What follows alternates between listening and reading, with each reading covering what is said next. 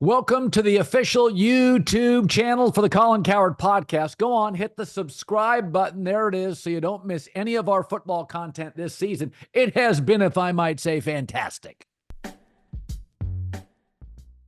Well, it's the most wonderful time of the year for getting in on all the basketball, football, hockey action at DraftKings Sportsbook. It's the season of giving, so we're being gifted college football and basketball, pro football, basketball, pro hockey to almost 24/7. It's an absolutely great time of the year. So a lot of games every day, so many opportunities to place your first bet. Now, if you're going to bet for the first time, just make it simple. Pick a team to win, any team. Go to DraftKings Sportsbook. They have an app. Download it in 90 seconds. Here's the gift for all new customers. Bet $5, just $5. If your bet wins, you get $150 in bonus bets. Download the DraftKings Sportsbook app. The code is Colin, C-O-L-I-N. New customers, $150 in bonus bets. If you bet $5 and it wins. Happy holidays from DraftKings. The crown is yours. All right. I don't get him maybe every 6 weeks. Love to have him more. Nick Wright, my buddy at FS1. We should say this. This just broke before we did this, 20 minutes before. Bill Belichick, 3 years, $30 million, will now coach North Carolina. I've said before, he won 44% of his games in the NFL on two different franchises, without Tom Brady. I mean, 4 of 5 in Cleveland, losing records. First year, Bledsoe losing record. Last 2 years, no Brady losing record. And I think the game culturally has changed. Players have more power. It's more of an offensive league. I don't see him being a huge hit in North Carolina. The advantage, it's a terrible conference. It's just, it's really bad. So if he went to the Big Ten or the SEC, I think he'd get crushed. Do you think he has any success at Carolina? Well, I mean, listen, you obviously know the college game better than I do. But I had a similar instinct, which is the question is, can you win the ACC, or hell, can you just make the ACC championship game? Like, the ACC got two teams in the playoff this year, right? Clemson and SMU. So like, there's more than one. Right. There's more than one path. My instant reaction was not really about how good he's going to be at North Carolina. It's about how shocking this is. And this is to me, at least, this is shocking. Colin, 11 months ago, you and I on TV and on the pod talked about, should the following playoff teams, double-digit win teams, fire their head coach to bring in Bill Belichick? The Dallas Cowboys, the Philadelphia Eagles, the Buffalo Bills. It was a if they collapse type of thing when it looked like the season was going to go wrong. That was 11 months ago. For it to be us to narratively be there and now be, because I think he's taking this because legacy and his son, and I get that. But I also think he got the message, buddy, you're probably going to be shut out of the NFL coaching search again. Right. I assumed last year there would be a fight for Bill Belichick. Instead, he got one interview in Atlanta, and they passed on him for a different defensive head coach. And so that to me is who had been fired. Right. That to me is shocking. And, I don't want to say enjoy conspiracy theories, because that's not it, but you enjoy, kind of, as I do, like, thinking about why did this happen? What could be going on behind the scenes? Right. I do wonder how much poison was put in the ear of other NFL owners by Robert Kraft. Because for Belichick to truly believe no one is going to hire me, that to me is shocking. Like, truly, truly shocking, to where he preemptively takes this North Carolina job. Yeah, I think the message for me in this, Belichick reminds me of Bobby Knight, is that Bobby Knight was viewed in his prime as the best coach. He at times could be gruff, mean-spirited. In the end, could not grasp the new culture. Bobby Knight, the one and done. Belichick, player empowerment, rule changes, which Andy Reid has seamlessly bounced through like multiple different cultural changes in the NFL. And then at the end, basically Bobby Knight was just trying to get his son a head coaching job, and nobody would offer this former genius a job. No legitimate school would. And that's Belichick, is that now he's been reduced to, now it's 3 years and $30 million, like Bobby Knight. Basically, he's taking this job to set his son up for a job and can't get any legitimate offers. And I think here's the parallel, is that Bobby was all about retaining power. And that was really at the heart of Bobby Knight's strength, his virtue, and his hindrance late, is that nobody wanted to hire Bobby because you had to basically give total control to him. And that's Bill's problem. His personnel decisions are horrible. Now, he's had a couple of defensive hits. He hasn't drafted an offensive Pro Bowl level player probably since Gronk. But it's the unwillingness of older, successful men to relinquish any power, the need for control. So I do at some point, because you're interested in this like I am, want to discuss how we think Belichick versus Andy is going to play out over the next 3, 5, 10 years. But before we go to that, one of the things that I like doing when I'm on with you is kind of, I don't want to say straying from sports, but we go a lot of places. Yeah. Does that worry you for you? And by that I mean, because I think about it, which is like, man, so many legends across so many industries, the ending sucks. Like I thought it was kind of unfair, and I vocally defended him on the show. But I think about broadcasting, that there was in October, there was a reigning chorus on social media of, who sucks? Al Michaels and Bob Costas. What are those guys doing? Yeah. And I'm like, you got to be kidding me. These are like the legends of the industry. But Al was getting bad games, and people didn't like the way Bob called baseball games, even though that's the way he's called baseball games forever. And I'm like, well, that's not a great ending. You brought up Bobby Knight. Most people don't get or don't execute Johnny Carson. And so when you see so many of these guys not figuring out an exit, like, what is, I'm not talking, like, you're not close to the end of your career, but you know what I mean? Like, it bounces around in my head. Like, why are people not okay leaving? Like, he's accomplished everything. He's got all the money. He seems to be happy socially. Like, I don't get it. And it's concerning. Yeah. Well, what did Johnny Carson have, who had a great exit that the others didn't? Johnny Carson Productions. That's why I created the volume. I will manage and be an executive. Run your own company. Yeah. Not a broadcaster. Yeah. So I enjoy doing that. So I created the volume largely so when networks are not interested, I will move into a management position, and I love that, and a production position. So why do you think it was not on the board for Bill to be like, when I'm done with the Patriots, I'm just done. Like, I have 6 Super Bowls. I've made 20 plus million for the last however many years. Like, I'm 70 years old. I evidently want to date incredibly young women and travel. Like, why is what that's fascinating to me. Like, why you wouldn't just call it. Yeah, he probably doesn't have a ton of hobbies, although he does have a boat, and he golfs, so he has enough. It's a good question. If Tom Brady would have left for Tampa and failed, I think he would have been more comfortable just saying, it's over, we were great for each other, and we were never quite the same without each other. But Brady jettisons the Patriots, wins a Super Bowl, and then almost wins an MVP, and is awesome, and is better than he was his last couple years in New England. Yes, so I think that put that in, and I don't think Bill would acknowledge that, but they are linked forever. Forever. Yeah, Montana and Bill Walsh are linked forever.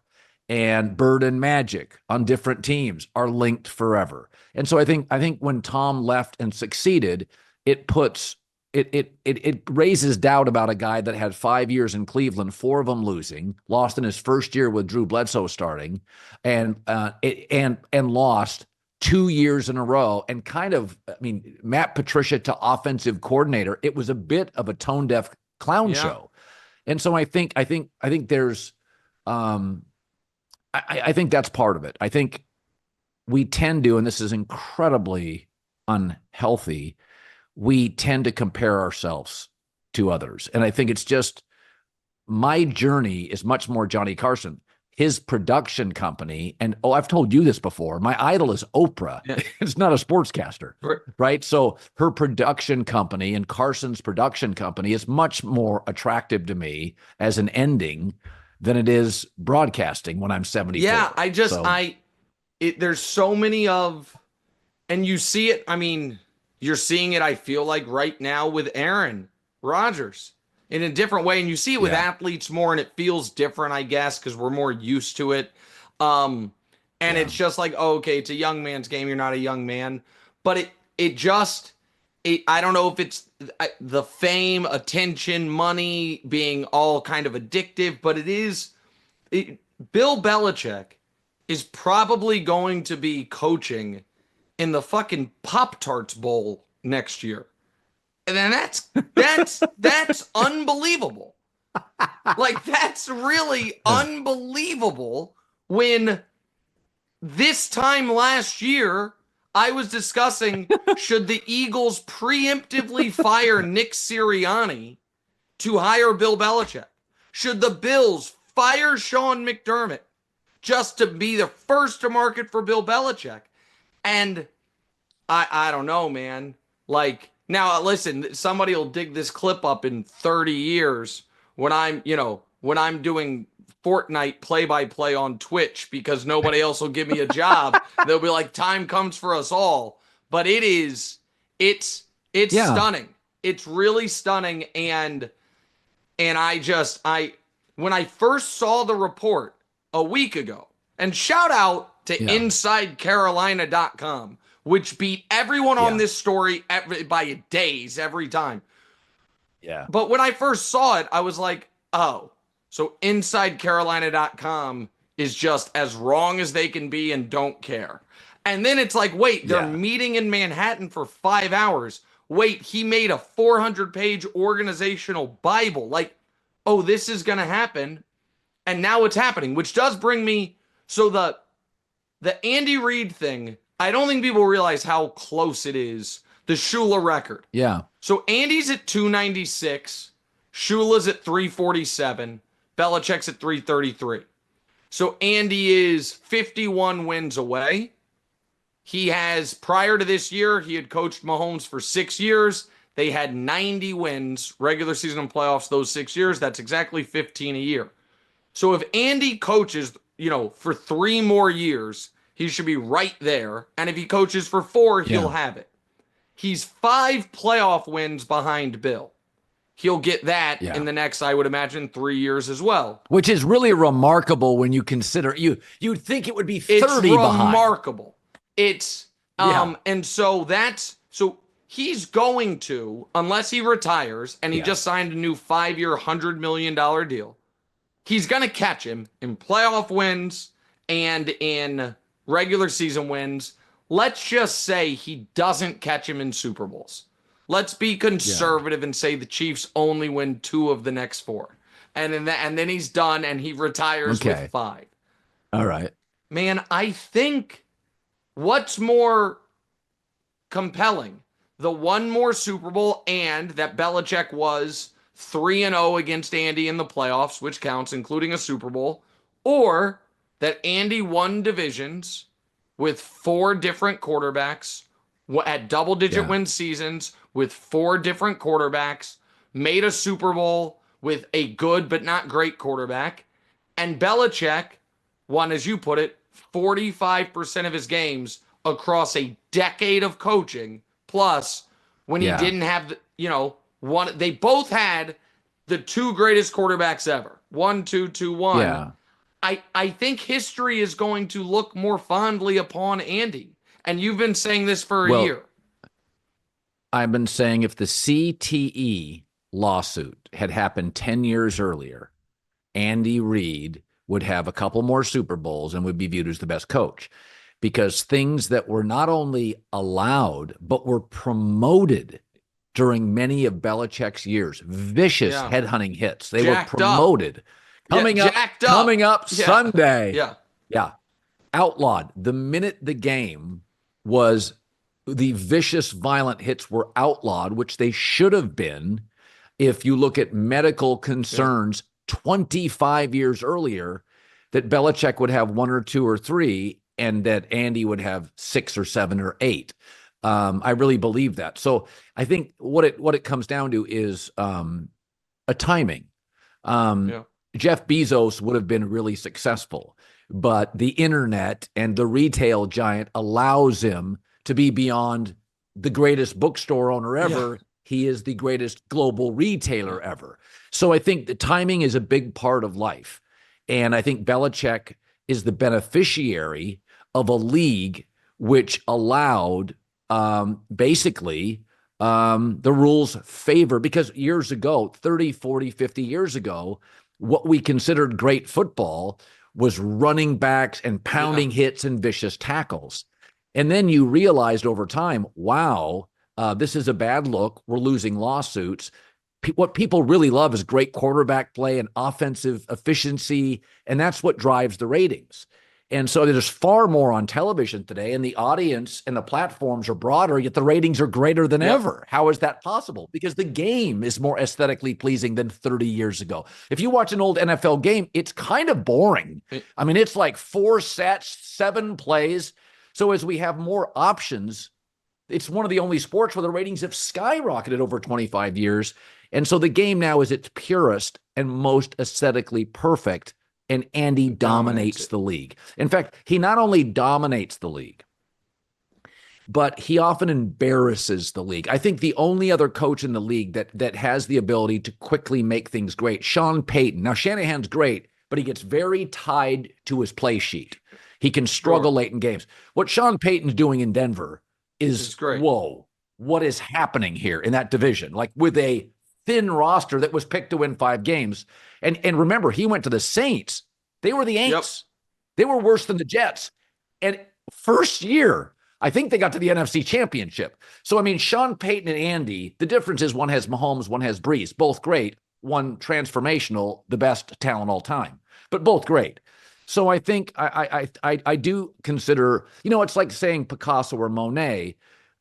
If art only appreciated one for one time and another for another era. But I do think I think when I look at Andy and contextualize both, I'm like, his ability to win more ways with more unique teams and coaches. And Belichick, by the way, almost always went back to the same coaches. He had a system, and it worked with one quarterback. Well, twofold. One is, and again, I don't know how much people weigh what was your coaching tree and their success, but Andy's coaching tree is like, that to me is like vast. When we talk about great coaches historically, and it's like, well, how much do you weigh that Mike Shanahan ultimately, like, his coaching tree is Kyle's, which is McVay's, which is the whole league. Like, you know what I mean? Like, that's got to weigh in his greatness. Yes, and so that part of Andy's thing, where Bill, obviously, most of the guy who had the most success of his coaching tree is our friend Eric, and other than that, it's a lot of like really dim, like the people say Bill O'Brien, but Bill O'Brien wasn't really his coaching tree as much. All right, he went to college first. I guess he was. Who's the person? Oh, Vrabel. Bill O'Brien is his coaching tree. Vrabel, people assigned to him, but Vrabel never coached for him. Vrabel played for him, went to Ohio State, and is now coached there. But the other point that I wanted to make was, Andy does seem to guarantee you a floor that's like 8 wins. And Bill, we've seen on the front end, in the middle with Bledsoe, and on the back end, did not. Like, now I think he's the greatest defensive mind ever, and I'm not trying to like shit talk a guy who's, clearly right now is the greatest coaching resume ever. But when I do wonder, and there's the last thing I'll say on it, would he have held out hope I'm going to get an NFL job if he was more convinced if I get Shula's record, I'm keeping it? Or did that not Yeah. become as important when he's like, hold on a minute. So if I pass Yeah. Shula in 2026 and then Andy Yeah. laps me in 2027, what is Yeah. it? What, you know what I mean? Yeah. Why does that really matter as much? And he wasn't getting great offers like Harbaugh got Right. a Bosa, a left tackle, and Herbert, Yes. and a non-meddling owner. That's a good Great job. job. Bill wasn't getting those offers. If Philadelphia was offered, I think he'd stay for 6 years because Howie Roseman, Jeffrey Lurie, a great roster. But when you're getting bad offers, then he could look at it and go, so I'll be a loser in Cleveland. I'll be a loser New in blank, Orleans. and I only won Right. with Brady. Right. But think about this. What if I'll cap it with this. Let's say Belichick and Andy Reid are music producers. One creates the greatest band ever, but in 2 or 3 other bands, he bombs. Andy Reid has a great band, but several other memorable quality bands as a producer. And you'd go, well, maybe the reason the one guy had the greatest band, he had the greatest lead singer, but this guy created multiple bands that are all-time memorable musical acts. Flops. The no flops matters No to flops. me. Like I talked with Wilds about this Same today, here. and Wilds got angry with me. Wilds is like, nobody cares about how many losing seasons the guy had. I'm like, well, okay, maybe. I was like, but they both coached for an insane length of period of time. Andy has 3 losing seasons and Bill has 8. That's not nothing. It's not everything, but it's not nothing. It's something there. Right. Yeah. So let me throw this at you. This is not a baseball topic. We don't talk a lot about it, but it's fascinating to me. So I'm agnostic on many things. I'm kind of an agnostic personality, from religion to almost anything. I tend to be just sort of, I weigh information and I pick the side I like. I don't have a lot of purity in me. Sure. Right? Like I don't have a lot of loyalty outside of my wife and my children and friends. But so baseball comes out with this golden at bat concept, where basically Bryce Harper gets an extra at bat every game, or an Aaron Judge. You don't have to use it, but you can in a critical situation. And purists are bothered by this. And I'm fascinated by what purists are holding on to. And I've heard baseball people say, oh, I'll never watch another baseball game, as if Sandy Koufax's historic run is diluted by a new golden bat at bat concept in 2024. It's almost like saying, it's not perfectly analogous, but gay marriage ruins the sanctity of previous marriage. Well, if you had a great marriage for 40 years, what is it? But also, I will also say, anybody that, like, we've all come to terms with the guy that most people feel like probably correctly is the greatest baseball player ever, played at a time when a lot of the greatest baseball players ever were not allowed to be in the league because they were black or Hispanic. And it's just like, hey, we know that's part of the record book. We know, like, That's right. People have an ability. Nobody with a brain looks back and is like, hey, I checked Terry Bradshaw's stats. Dude sucked. Look, it's like, no, it's like, I know that's what the record, but like, those what the numbers are. But we all understand intuitively, oh, that was a different era.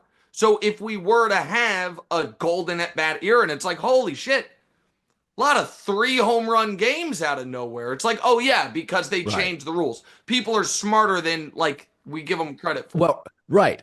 So, but that's what I'm asking. We had the cattle steroid era. Yeah. So all the records power records are meaningless, and nobody really knows who took it. I mean, seriously, it's like trying to figure out which rich people cheated on their taxes. How about we start with all of them, right? Like, who knows?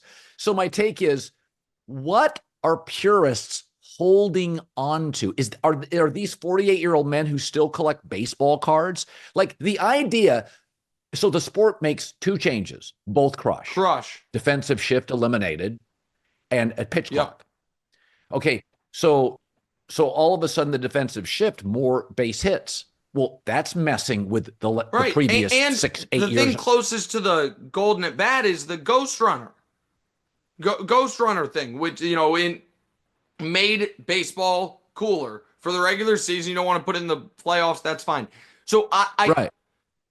What are purists holding on to that are outraged by a new concept? I don't understand purists. I mean, I understand them. I don't agree with them because ultimately, one of my fundamental beliefs that bothers, I think, purists, but it's not even a belief, it's just a fact. Sports are simply entertainment products. That's all it is. That's right. We are part of the entertainment industry. We are fighting for attention and relevance in sports.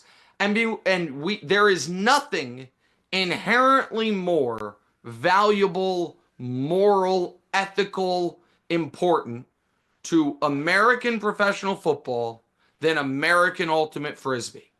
But one is the most valuable television property in the world, and the other is something the best in the world at almost assuredly needs a real job because it doesn't pay the bills. So why is that? Right. Because people like watching one and don't care about the other. That's exclusively why. There is no other reason. Yeah. And the idea that you have a birthright to people's attention, go ask horse racing. Go ask boxing. You don't. And so all of these, so here's the real reason I love the golden at bat idea. I like baseball. I love basketball. And I'm worried about basketball. I am legitimately worried about the NBA because they have two massive issues that everyone knows is a problem. And I don't know that they have the stomach for the change that's to address needed. Them. One is one that's been talked about a ton historically, which is the load management. Superstars not playing, whatever it is. I will give a quick anecdote on why that's my thoughts on that. Then I'll get to the real thing. I was in LA for 72 hours over Thanksgiving because our son lives there and he couldn't. We brought Thanksgiving to him essentially. That Friday night, Lakers, Thunder. And I'm like, you know what? Yep. My wife's grandparents are with us. They're 91 and 93. They love LeBron. I've never seen him play. And I'm like, you know what? What's the point of making money if you don't spend it on stuff like this? So I bought 6 tickets, not courtside, but first row behind courtside. Not cheap, right? But what I was like, I bought them at noon with full confidence. Well, LeBron's going to play because LeBron plays. You know what I mean? Like LeBron, did he get hurt last night? Then he's playing. Like, even though he's the oldest guy in the league. And if it were any other superstar, I would have, when my wife mentioned to me, should we do it? I would have said yes, but let's wait until like 5 o'clock to find out. Yeah. That's terrible for the business. The other thing that is getting a lot of attention is the NBA's, at its core, the NBA's popularity is based on, is that dude flying? Holy shit. Like, here's another 35-footer. And strategically, just like the shift, strategically was smart, but from a television product, it was a disaster. So everybody looks the same. Every game looks every the same. Possession's the There's same. no different styles. There's no anything. And we're minimizing athleticism. John Morant goes on the record as like, I'm done dunking. Anthony Edwards taking 13 threes a game. It's clearly a disaster. Awful. A disaster. Yes. And so when I say massive changes, what I mean is have a real conversation about, hey, dunks are also worth 3 now. I don't care what it does. Or this. 2 suggestions. One, and I said this 7 years ago on the air and had a graphic. Take out the corner 3. Yes, it's impossible to defend. Agreed. Okay. That should be done tomorrow. Okay. Yeah, so it goes right into the bench. You put you move it out about 6 inches. Make it a real arc. Yep. Yes. Yep. And so that's just much easier to defend. You can be on players. Or this is something I've thought about as well. And I don't know. I think you could do this. Is that you get 15 That's a game. What I said. Yes, exactly right. Whatever the number is. That's the other thing I don't know. Figure it out, whatever it is. 45 points, which is 40 points of your offense. And 40% of your offense. And by the way, you can still shoot them after that, but they're worth 2. Yeah.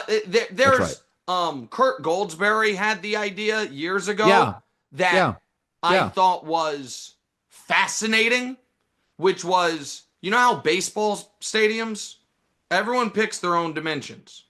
You got a green monster, you got the short porch of Yankee Stadium, Royal Stadium is cavernous. Kurt Goldsberry says each year, every team draws their 3-point line. And if you I know that sounds ridiculous, but his point was some teams will be like, we don't have one.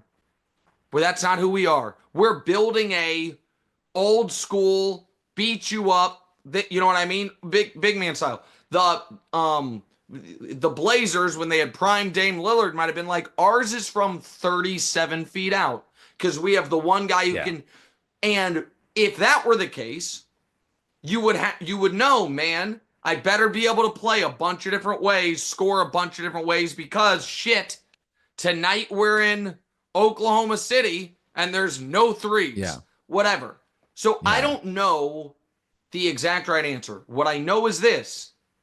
If the NBA does not make a massive change, it is in huge trouble because they're still suckling off the teat of LeBron, Steph, KD.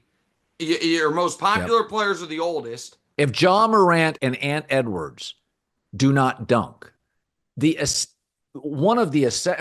Jordan logo. If you really think of even Dr. J's highlights today, Connie Hawkins when I was a kid, they're all relevant. And here was another question that this was. Let me throw this at you. I said this about the NFL. I said, can you imagine if the NFL only allowed the tush push and bombs? There's no intermediates, no bubble screens. It's just power running or bombs. That's the NBA. It's not as appealing. The NFL, 1 year into the tush push, was like, we're looking into banning this. And it wasn't because of safety. It was because that's terrible TV. That's bad for our product. It's not exciting. Yes. It's ugly. And ultimately, we're a TV show. And so I don't know the answer.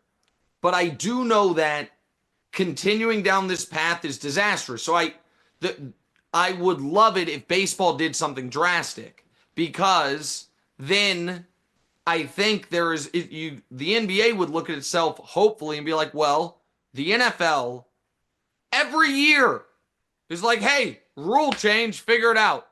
Hip drop tackle. I'd never heard that term 3 years ago. Last year, it was the most dangerous thing that's ever happened in the sport. This year, it's gone. Right. Like defenseless receiver, or hit the quarterback low. Tom Brady blows out his knee. They're like, massive rule change. You now no longer hit the quarterback low. Doesn't matter. Aaron Rodgers breaks his collarbone. They're like, hey, you can't fall on quarterbacks now either. Don't care if you don't like it. Baseball's making changes. Yeah. The NBA is just like, can we interest you in a new all-star game format? It's like, bro, that's not the issue here. And here's one other NBA question. I forgot who first posed this, but ever since I read it, I'm like, oh, that's interesting. Is there a single NBA player under 30 that is more famous than Caitlin Clark? Is there one? No, there's not. That's a problem. There's not. That's a problem. That's a problem. So this is something I've said. So baseball, I believe I've said this on the air. I talked more baseball last year than I ever have. And I believe baseball is going to have, let me lay this out, is going to have a renaissance. I totally agree with this take, by the way. I totally agree. Okay, so number one, because the regional sports networks died, the bottom of the sport is now AAA baseball. And they cannot afford even good players. They can barely afford. Oh, I didn't think about that. So it's getting very top heavy. That's great. Remember, networks don't care. They only televise 7 teams, and 30% of the revenue comes from networks. And you say, oh, it hurts attendance. But remember, when you bring in all-star teams, did you see how Ohtani Betts and Freeman drove road attendance. Yep. So now you're going to have Lindor and Soto driving road attendance, Machado, Tatis in San Diego, Judge and Stanton. So you get a series of 5 or 6 super teams. Well, when the Yankees had Jeter and A-Rod, they led the league every year in road attendance and their own. So my take is the sport's getting insanely, the gap now, it's like the inequity of wealth in America. It's just widening and widening. So that's not a terrible thing, because what's happening now is the only cities that can afford the big stars, New York, LA, Philly, and the richest of owners, the San Diego group, has been able to monetize some retail outlets, the stadium. And so what's happening is, yes, it'll be dominated by 6 teams. TV networks don't care. They're almost overwhelmingly either the richest owners or the bigger cities. So I'm looking at the Dodgers and I'm like, do I really want the Joey Votto model or the Joe Mauer, where you go to Seattle and they can't afford anybody beyond Robinson Cano? It's a bad product. So at least the stars now are joining other stars. And people forget this. When Jordan dominated the NBA, there were no other great teams. There were teams that could tackle them for several years, but when the Celtics and the Pistons aged, it was a bunch of Portlands, Utahs. Reggie Miller and Rick Smits and Patrick Ewing and John Starks. There was one great team, but that team was so enlightening, and it was such a star-studded team. It drove attendance everywhere they went every night. It was Sports Center. It was the lead. And so my take is baseball. Now let me finish. Baseball has this now. They have like all-star teams. The NBA, Wemby, San Antonio, SGA, Oklahoma, Jokic, Denver, Giannis, Milwaukee, Ant, Minnesota. Unlike baseball, they're in the wrong markets. Well, and the NBA just last year massively changed the rules proactively to make sure super teams can't exist anymore, which theoretically, right? Theoretically, you understand it, but ultimately probably a mistake. It gives cheap owners an out. Like, oh, what do you want me to do? Like, what Denver has done to Jokic's prime is they win a title, and then each year they're like, let's lose this key player. Let's lose that key player. Yeah. And what do you want from us? Poor guy had 102 points, 30 rebounds, 16 assists over 2 games. They only won one of them. Guy averaged 50, 15, and 8 over 2 games. One of their losses to the Wizards. And here's the other reason why I don't think it's bad for baseball. Because even with everything you just said, baseball still is just random enough that a team like the Royals this year made the playoffs, won a round, stole a game from the Yankees, and it's like you're not going to feel like, my season, I can't compete. Like, because the baseball kind of adding variance to the playoffs, I went into that Royals-Yankees series like, okay, we have 2 players who would play for them, but we got like a 40% chance of flipping them. Like, you know what I mean? It just takes one good starting pitching night, one bad night, and we could win. That's right. So I didn't feel like we were dead. And so, I found baseball this year. We talked more baseball on the show than ever before. Now, that was a very low bar because our previous high was 0. However, still, but still, like, it's not like it was forced on us. It was exciting. It's like, we have Judge versus Ohtani in the damn World Series. Like, this is dope. And so I agree with you. And that's another reason the NBA should be worried. Like, and I don't know, man. I have my concerns about whether or not Adam Silver is a wartime consigliere or even knows there's a war going on. And I think he's super sharp at a lot of things and the right man for a lot of jobs. But right now, I think you have to be willing to say, we actively don't care about the record book.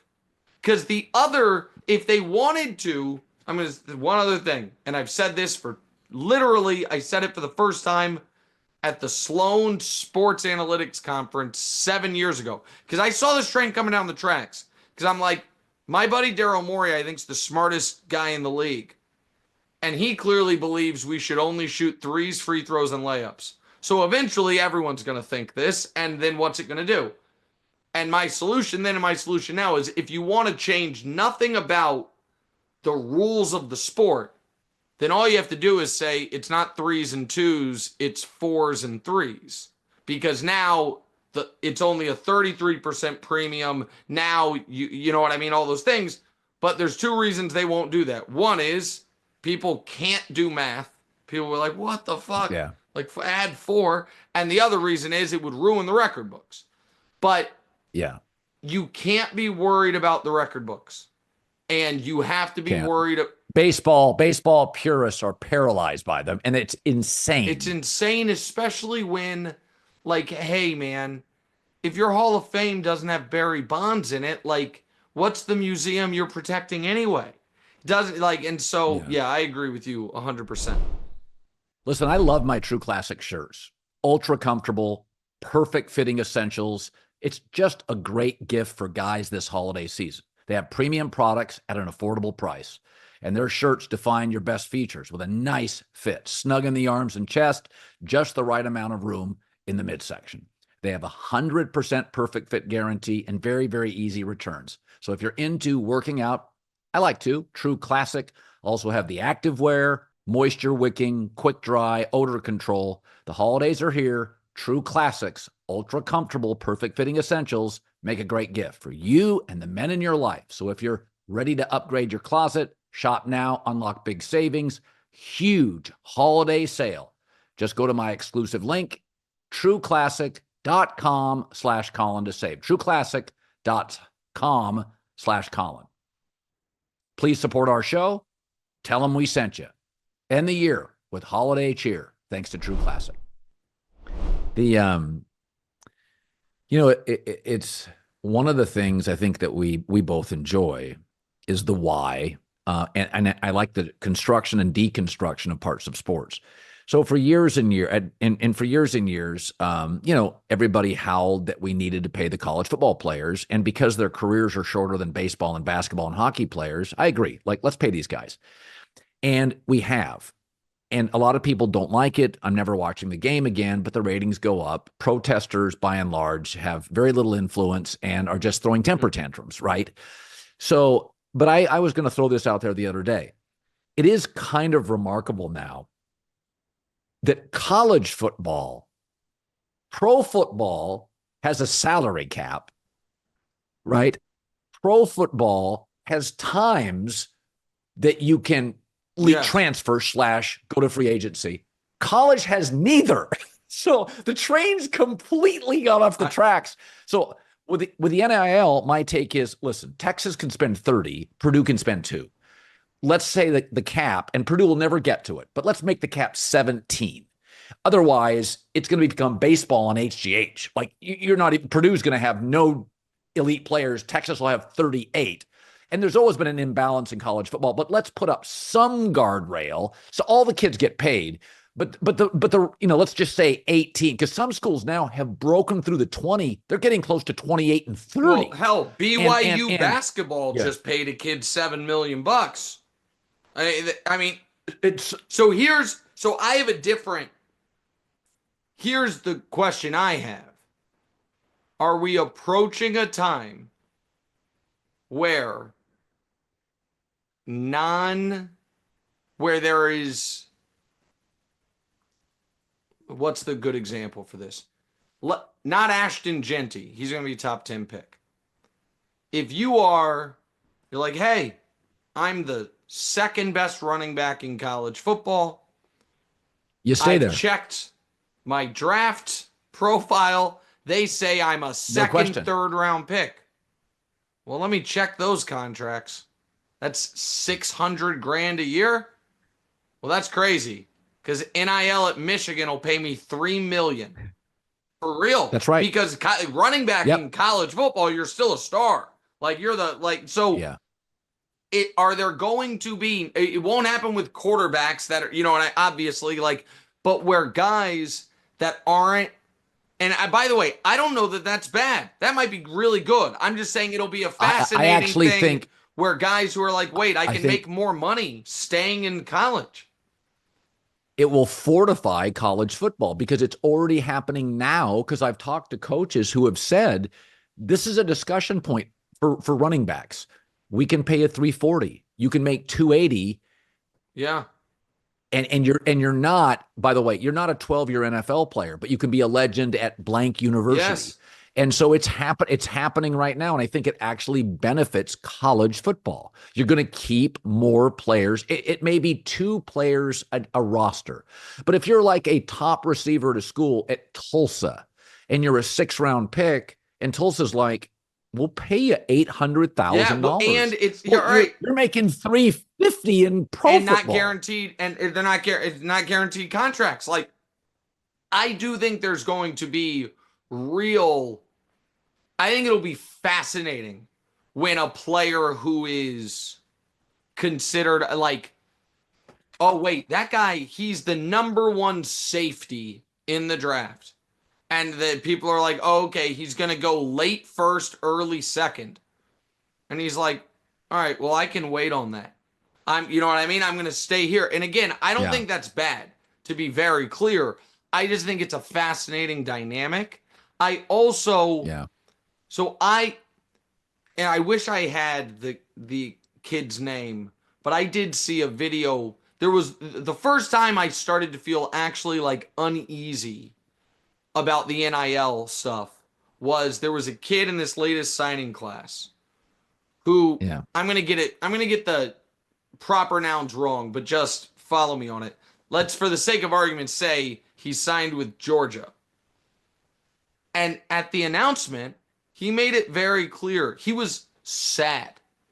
And he was like, yeah, I never thought I'd be going here my whole life. I dreamed of playing at LSU.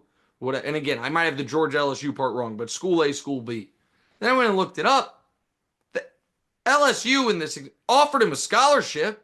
He was a 5-star kid, but it was purely like, and what made me feel bad was I was like, was he making this decision or were like the adults in his family pressuring him? But it was clearly this place offered more money. So I felt like I had to go there. And I was like, oh, that kind of sucks. Yeah. You know what I mean? Like, you always dreamt of playing for this college. You're 17 years old. And it's like, well, this place offering me $2 million. This place offering me $3 million. And my family is probably right. Like, I can't turn down $1 million. So I guess I'll go here. And that part of it did make it feel like, that's not perfect. Like, this isn't perfect. It's better to me than it was.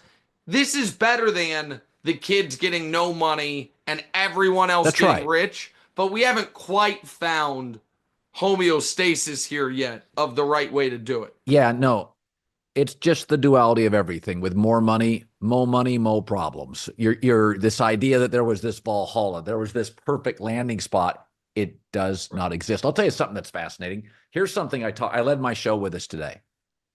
And unfortunately, I'm sure you probably didn't have time for it. You used to listen religiously, but those days are over. But the point being, not true.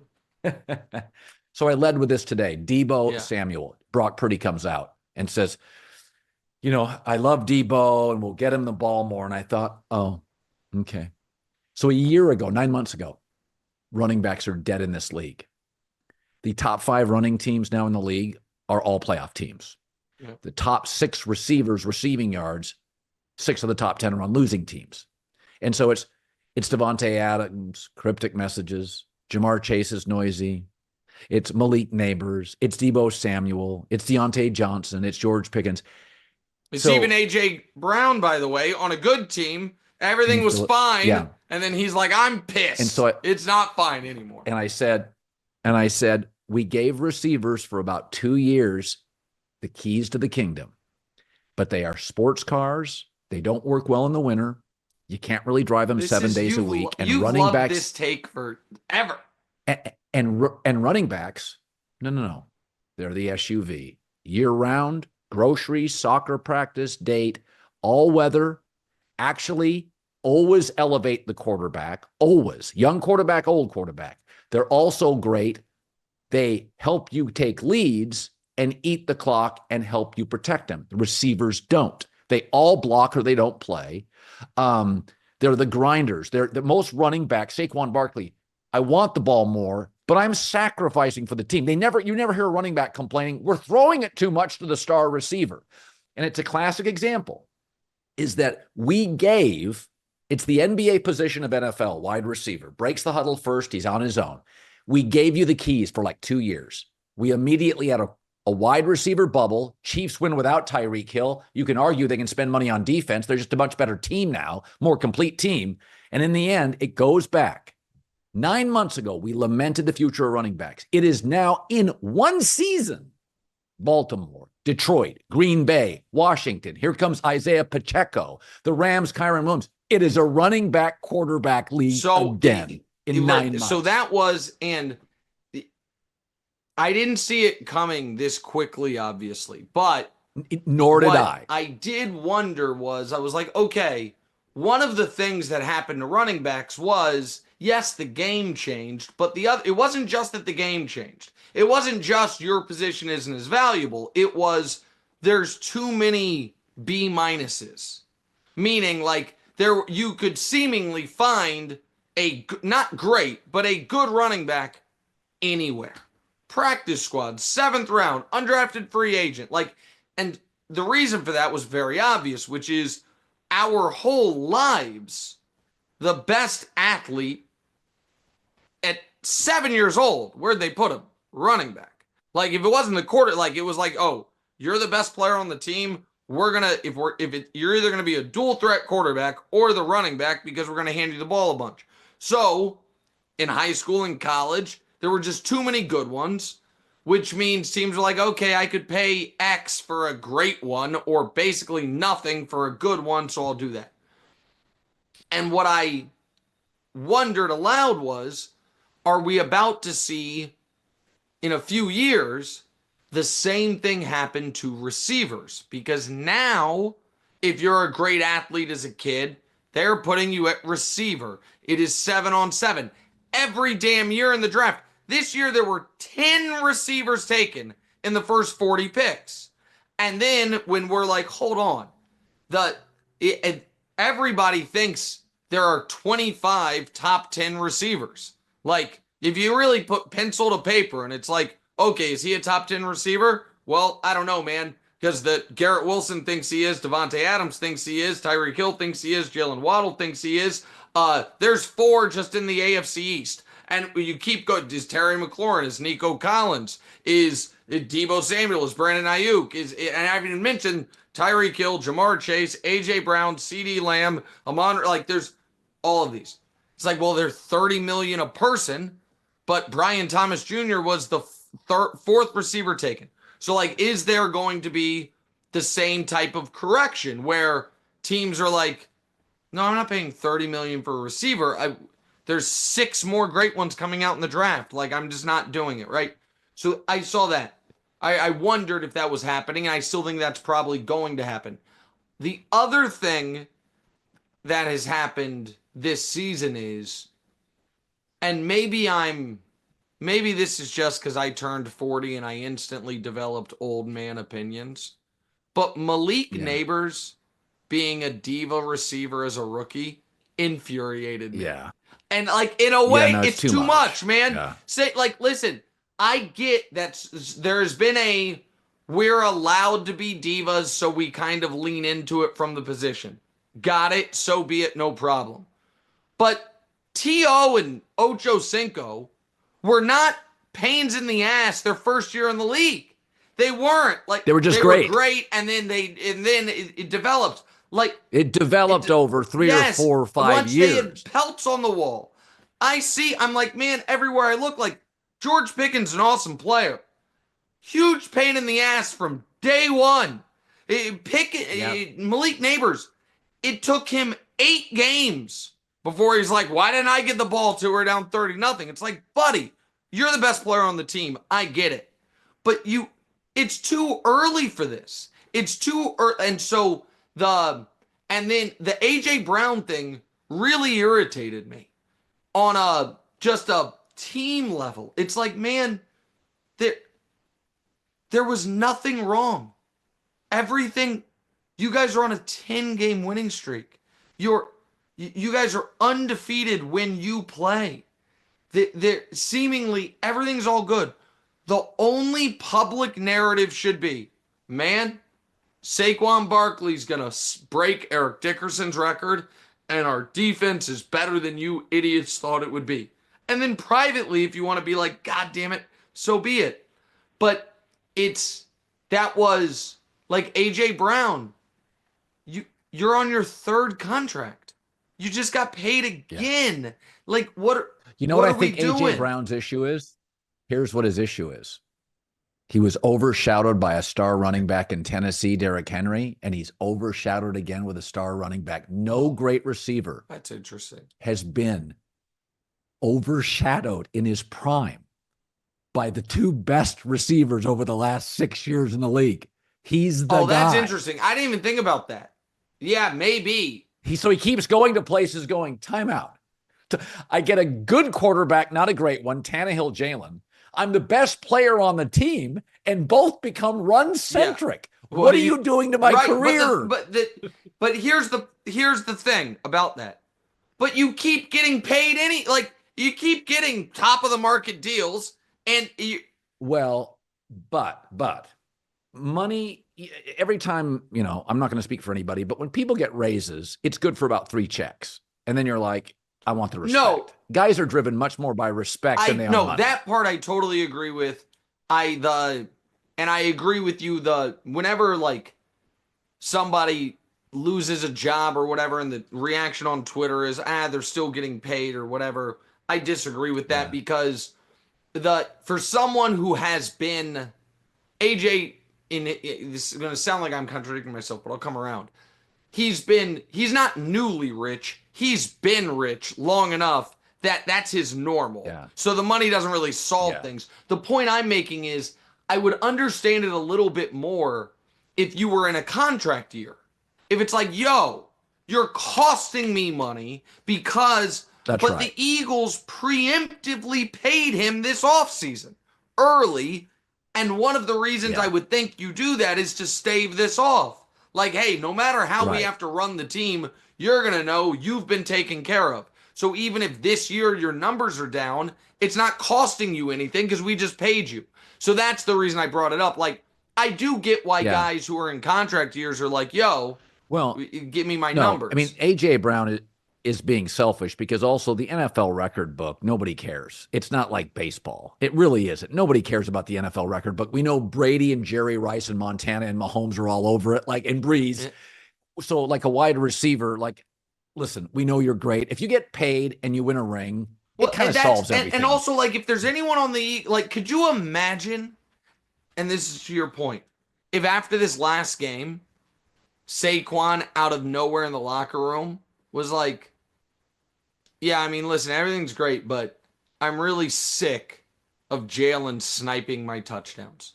I should have 10 more. Like, how about we call a handoff at the 1 instead of the tush push? People would be like, you laugh because it's laughable to think of him doing it. But we're used to receivers totally being ridiculous. Used to it. 100% used to it. Like, I mean, I can't. Even bad ones. Kadarius Toney, this dope. He's bounced. He just wants to.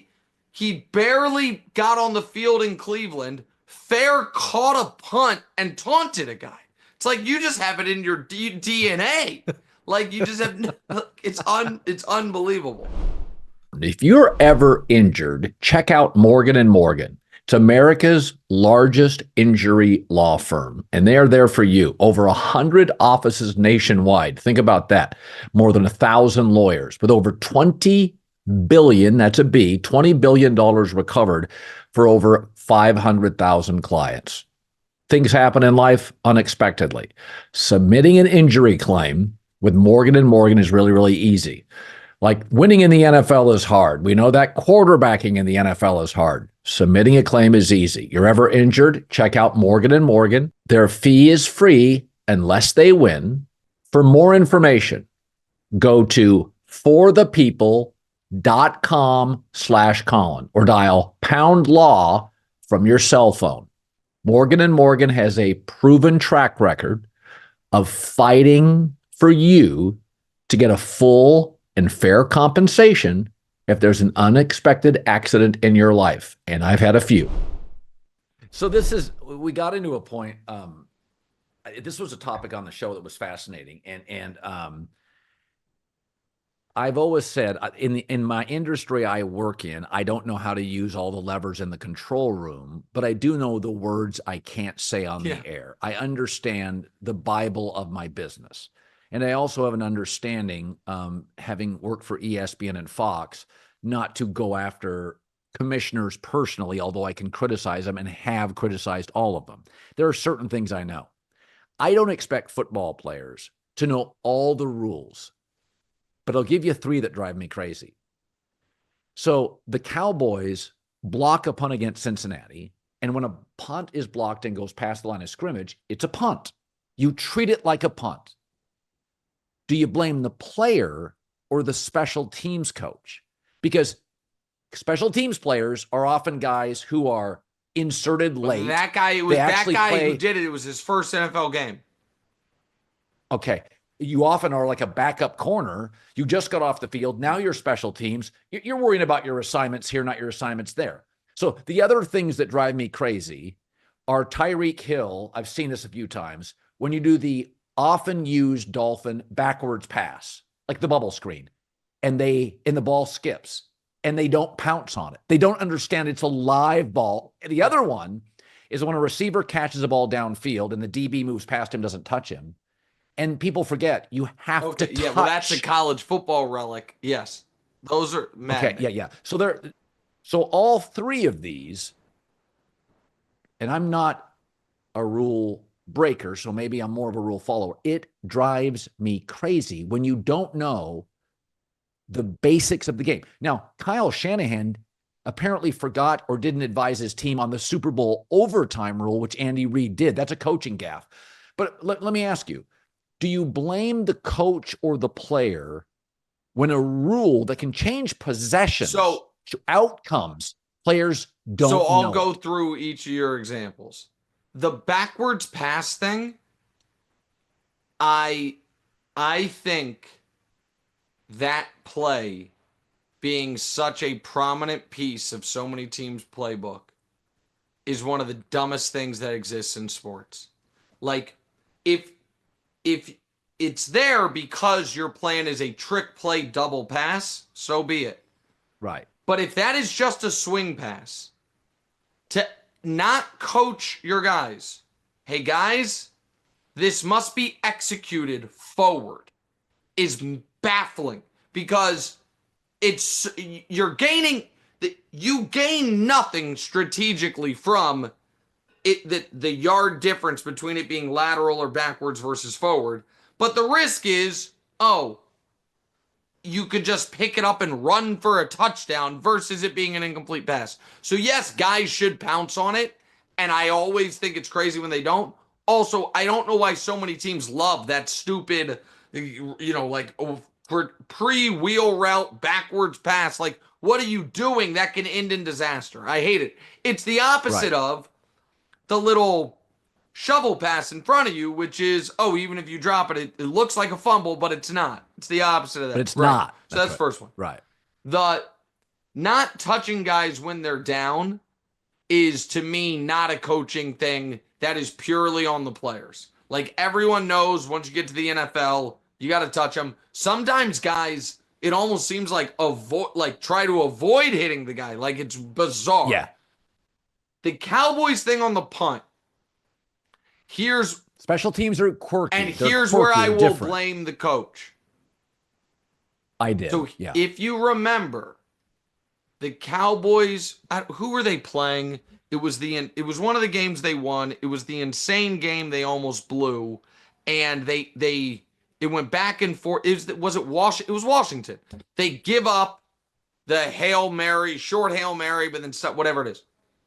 If you remember, onside kick, they recover it, and instead of going down, run 30 yards for a touchdown, which then gave Washington the ball down 8 and a chance to actually beat them. When that happened, the coaches were celebrating. And I'm like, oh, you guys are that guy who, God love him, that was the wrong play. You were up one. There's a minute left. When you recover that onside kick, you go down and the game is over. You recovered it, scored. Now we got to go back on defense, and Washington almost beat them because of it. But the coaches all celebrated. You saw it on the sideline. So what the hell do you expect? 2 weeks later, a different special teams guy sees a bouncing ball and seemingly open air. I'm gonna scoop this and go score. That's coaching. That to me is coaching. And so I don't blame that kid nearly as much as I blame the coaches in that spot, especially because this is an old man genie line. Don't ignore in victory what you wouldn't ignore in defeat. I don't believe that the kid who recovered the onside kick and scored instead of going down got, in trouble for it. I think he got attaboys for it, which then signals to the team, hey, even if it's the wrong play, if I make it right, it's fine. And that's like the opposite of the Belichick thing of guys who, if they reached for the pylon, even if it was successful, got in trouble. Because it was like the risk reward here is not high enough. Is low. Right. Yeah. No, that is, I think a lot of football axioms and truths are parenting. That if my kid does something dangerous and survives, I still offer wisdom and will punish him sometimes. Of course. You could have been really hurt. Many of the truths in parenting are truths in coaching. And that's right. Be respectful, right? Be nice to others. Treat others like you'd like to be treated. Be coachable. Yeah. Don't cheat. Try to learn wherever you can. Respect people who've been there before and see what wisdom they have. All that stuff, of course. Listen, I use sports. I bet once a day, I will use sports, athletes, as examples in my business life and my broadcasting career. I use it all the time with my kids. One of the things I've always said, I told my daughter this once. I said, Michael Jordan was the best player, had the best marketing, the commissioner loved him, had the best coach, was the best looking, was the most stylish, and watch the documentary. It was hard. It was incredibly difficult. That's for the most gifted. With a commissioner that loved him, Nike 100 years ahead of everywhere, the best agent. He still had an owner. He had a GM. He had goofy Dennis Rodman. He had teammates that did not play to his liking. And I use this all the time in life. There's a reason there's like one Elon Musk, and there's a reason for Trump's success. He's just a goddamn fighter, like him or not. He just doesn't sleep. He doesn't vacation. He's never vacationed. He's never had a vacation day. Life is hard. And one of maybe the greatest asset any of us can have is not education. It's relentlessness. Is that it is not linear for Jordan. Right. It wasn't linear for Brady. You look at Brady and you're like, the best coach, the best owner. So it's and we're seeing now some pushback on how much academics matter. They obviously matter, and they can separate people. But it is a relentlessness. A lot of people from Harvard don't succeed, and a lot of people from Eastern Washington have great lives, right? So I think about how much of parenting is sports and how much of sports is life. And I use the Jordan documentary with my kids. Well, and the other thing with the Jordan documentary is no matter how much success, money, fame, Jordan was at peak success, money, fame.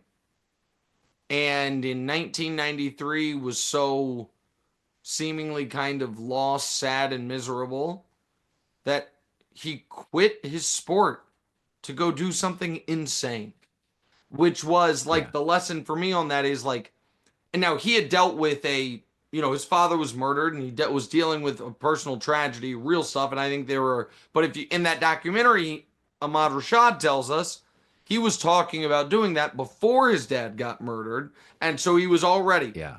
So one of the lessons for me on that is, like, man,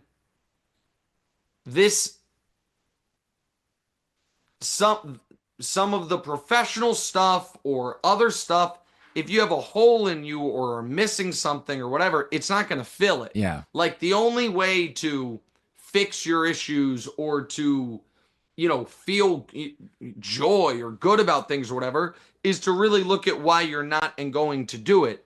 And so the idea that you can achieve your way out of your own stuff, you just can't, because how many of, like, the Jordan, use the Jordan documentary, like, I don't think ever got there. Like, that, people look at that Jordan Hall of Fame speech, it's like, oh, the ultimate Michael Jordan thing. And I look at it as one of the saddest things in sports.